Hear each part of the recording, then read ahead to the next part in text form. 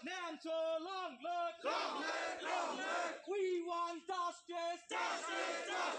We want justice. No justice, no rest. No justice, no rest. Walk up সংসদীয় বিধায়ক আমি মানি নলওঁ। Walk up সংসদীয় বিধায়ক আমি মানি নলওঁ। মুসলিম বিরোধী walk up সংসদীয় বিধায়ক মানি নলওঁ। এই সংগ্রাম চলিছে। এই সংগ্রাম চলিছে। Amit Shah মুর্দাবাদ। Narendra Modi মুর্দাবাদ। Amit Shah go back. BJP সরকার হায় হায়। বিজেপি সরকার হায় হায়। মুসলিম বিরোধী হুঁশিয়ার। মুসলিম বিরোধী হুঁশিয়ার। We want justice. No justice, no rest.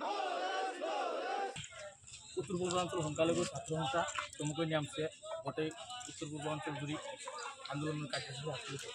আমি আজি কেন্দ্ৰীয় সমিতিৰ নিৰ্দেশ মৰ্মে পৰ্বতজোৰা জিলা সমিতিয়ে একে কাৰ্যসূচী আমি এতিয়া কৰিলোঁ। কথা হৈছে যিটো ৱাকআপ সংশোধনীয় বিধেয়কৰ আমি তীব্ৰ বিৰোধিতা কৰিছোঁ। লগতে ৱাকআপ হৈছে আমাৰ পূৰ্বৰ মুছলমানসকলৰ দান কৰা যি সম্পদ, সেই সম্পদ লৈ বিজেপি চৰকাৰে যি হেতালি বা মানে জোৰ জবস্তিভাৱে যে বিল মানে পাছ কৰিলে, এটাৰ আমি নেমচুৱে তীব্ৰ বিৰোধিতা কৰিছোঁ। লগতে আমি ক'ব খুজিছোঁ বিজেপি চৰকাৰক, মুছলমানৰ সম্পত্তিৰ ওপৰত যি সিহঁতে মানে চকু দিছে, সেই চকু এইটো হেৰি কৰিব লাগে আৰু এই বিলটো সোনকালে বাতিল কৰিব লাগে। অন্যথায় আমি নেমচুৱে কিন্তু ইয়াতকৈ ভয়াৱহ তীব্ৰ আন্দোলন গঢ়ি তুলিম। লগতে আমি হুকিয়াই দিব খুজিছোঁ যে বাৰ বাৰ এই বিজেপি চৰকাৰে সংখ্যালঘু তথা মুছলমানৰ ওপৰত যি অত্যাচাৰ কৰি আছে, এই অত্যাচাৰ কিন্তু আমি মানি নলওঁ। কাৰণ ধৈৰ্যৰ এটা সীমা আছে, এতিয়া আমাৰ কিন্তু ধৈৰ্যৰ সীমা চেৰাই গৈ আছে।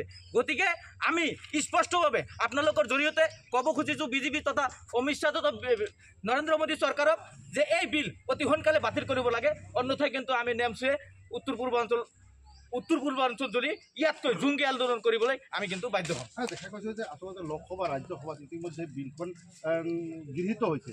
আজি হয়তো ৰাষ্ট্ৰপতি চাইন হোৱাৰ লগে লগে ই আইনত পৰিণত হ'ব। যদি আইনত পৰিণত হয়, আপোনালোকে নেমচুৰ ফালৰ পৰা কিবা পদক্ষেপ গ্ৰহণ কৰিব? আমাৰ পদক্ষেপ এযোৰ আমি এইটো আইন কোনো পধ্যেই মানি নলওঁ, মানে মুছলমান বিৰোধী আইন আমি কোনো পধ্যেই মানি নলওঁ। আমাৰ কথা স্পষ্ট, আমি আজিৰ তাৰিখত আন্দোলন কৰিছোঁ। বিলটো পাছ হ'লেও আমি এই বিল কেতিয়াও মানি নলওঁ।